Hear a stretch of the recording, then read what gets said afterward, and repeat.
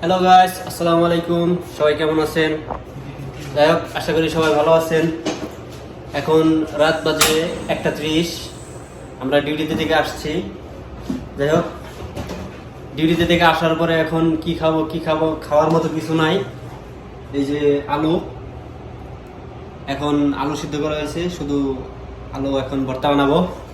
ভর্তা দিয়ে এই যে ভাত। এখন ডিউটি থেকে আসছি, সারাদিন ডিউটি করার পরে আসলে যে প্রবাসে থাকে শুধু সে বুঝতে পারবে যে সারাদিন ডিউটি করে আসার পরে রুমে আসা মানে কোনো কিছু যে বানিয়ে খাবো ওই রকম এনার্জি শরীরে থাকে না। খুবই বিরক্তিকর একটা লাইফ। যাই হোক, তারপরেও এখানে আসি, আলহামদুলিল্লাহ, আল্লাহর রহমতে আসি।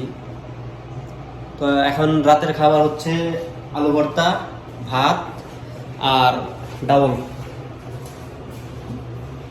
এই যে ডাউল গরম করে হইতেছে।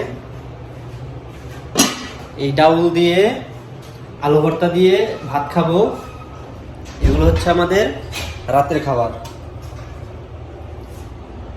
এই যে, যাই হোক, যারা যারা বিদেশে আসবেন তো অবশ্যই ভালো করে রান্না শিখে আসবেন।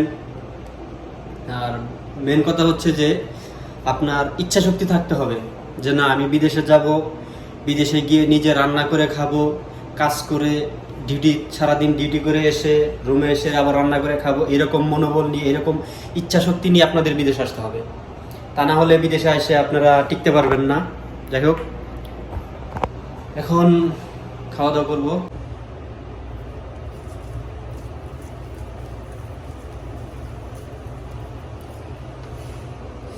তো গাইস, আলুগুলো অনেক গরম, এখন এগুলোকে চটকাইতেছি। চটকাই যে ভর্তা বানাবো।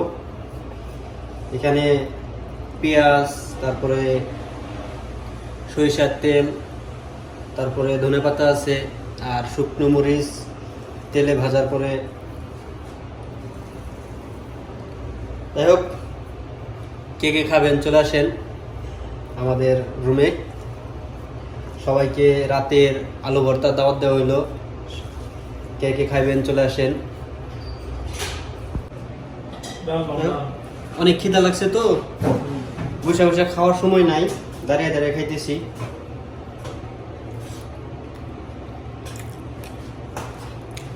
সেই সাথ সারাদিন কাজ করে আসার পরে আলু ভর্তা মাংসের থেকেও মজা লাগে। তো এর স্বাদ তারাই বুঝবে যারা বিদেশ থাকে, সারাদিন ডিউটি করে আসার পরে এরকম আলু ভর্তা, তারপরে ডিম ভাজি দিয়ে খাওয়ার যে একটা মজা, খুব মজা, খুব স্বাদ, সেই স্বাদ।